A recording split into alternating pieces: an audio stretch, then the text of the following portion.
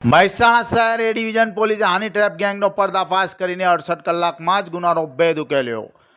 મહેસાણા શહેર એ ડિવિઝન પોલીસે હાની ટ્રેપના ગંભીર ગુનાનો માત્ર 68 કલાકમાં જ ભેદ ઉકેલીને 2 મુખ્ય આરોપીઓની ધરપકડ કરી છે, જ્યારે 3 અન્ય આરોપીઓને વોન્ટેડ જાહેર કરી તેમની શોધખોળ હાથ ધરી છે। ફરિયાદી અમદાવાદથી મહેસાણા આવ્યા હતા ત્યારે એક યુવતી સાથે સોશિયલ મીડિયા મારફતે સંપર્ક થયો હતો। ત્યારબાદ તેને મહેસાણાના બિલાડીબાગ વિસ્તારની એક ફ્લેટમાં બોલાવવામાં આવ્યો હતો। ફ્લેટમાં પહોંચતા જ 3 શખ્સોએ ફરિયાદી સાથે મારપીટ કરી તેના કપડાં ઉતારીને વિડીયો અને ફોટા પાડી બ્લેકમેલ શરૂ કરી હતી। આરોપીઓએ ફરિયાદી પાસેથી રોકડ રૂપિયા પડાવી લીધા હતા, તેમજ આશરે 18 ગ્રામની સોનાની ચેન અને આશરે 15 ગ્રામની સોનાની વીંટી પણ બળજબરીથી લઈ લીધી હોવાની વિગતો પ્રાપ્ત થઈ રહી છે।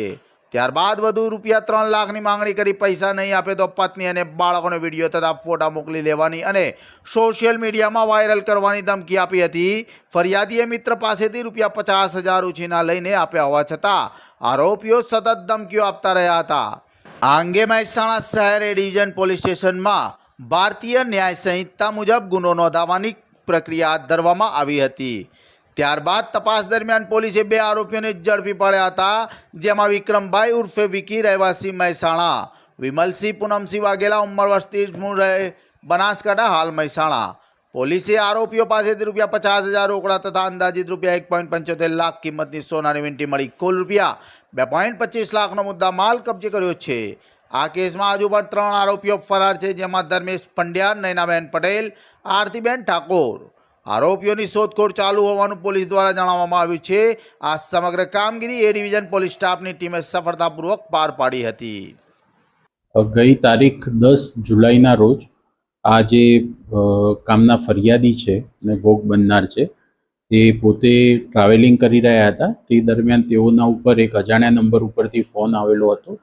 તેઓએ પોતાની ઓળખ નૈનાબેન તરીકે આપેલી હતી અને નૈનાબેને આ કામના જે આ ફરિયાદી છે તેઓને એન્ટિક સિક્કા લેવા માટે થઈ અને તેઓને મહેસાણા ખાતે પોતાના સોસાયટીમાં બોલાવેલા હતા।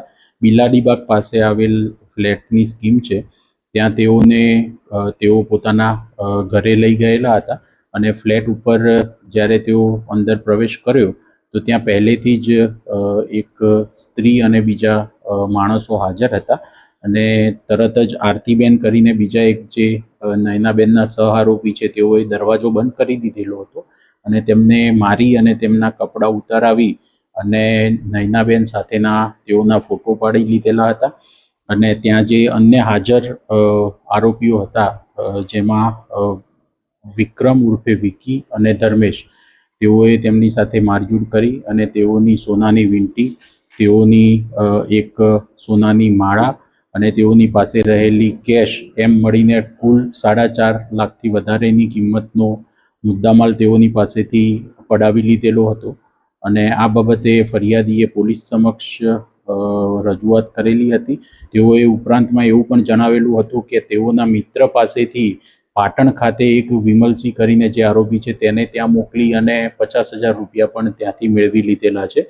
તો અત્યારે પોલીસે આ બાબતે ગુનો દાખલ કરેલો હતો અને અમારા મહેસાણા એ ડિવિઝન પીઆઈ પારગી સાહેબ અને તેઓની સર્વેલન્સ સ્ટાફની જે ટીમ છે તેઓએ આ ટોટલ 5 આરોપી પૈકી અત્યારે 2 આરોપીની અટકાયત કરેલી છે, જેમાં પટેલ વિક્રમભાઈ ઉર્ફે વિકી અને વાઘેલા વિમલસિંહ પૂનમસિંહ એઓની અટકાયત કરેલી છે। આ સિવાય બાકીના 3 જે આરોપી છે એ પૈકી 2 મહિલા આરોપી નૈનાબેન અને આરતીબેન અને એક અન્ય સહ આરોપી ધર્મેશભાઈ, આ 3 હજુ પોલીસ પકડથી દૂર છે। તેઓને અમે ધરપકડ સત્વરે કરીશું।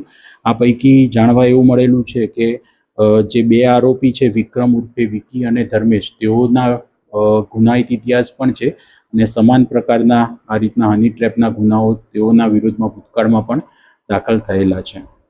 સાહેબ, લોકોને શું સલાહ આપશો કે આ કેસ ના થાય? અજાણ્યા નંબર ઉપરથી આવી રીતે જ્યારે કોઈ પણ ફોન આવે છે તો એના ઉપર ઝડપથી લોકો વિશ્વાસ કરીને દોરાવવું ના જોઈએ અને આ વધારેમાં વધારે આ જે સ્ટોરી છે એ લોકો સુધી જાય તો લોકો આ બાબતથી થોડા સાવચેત રહે કે આવી રીતે તેઓને અન્ય રીતે કાવતરામાં ફસાવવાનું ષડયંત્ર પણ હોઈ શકે છે.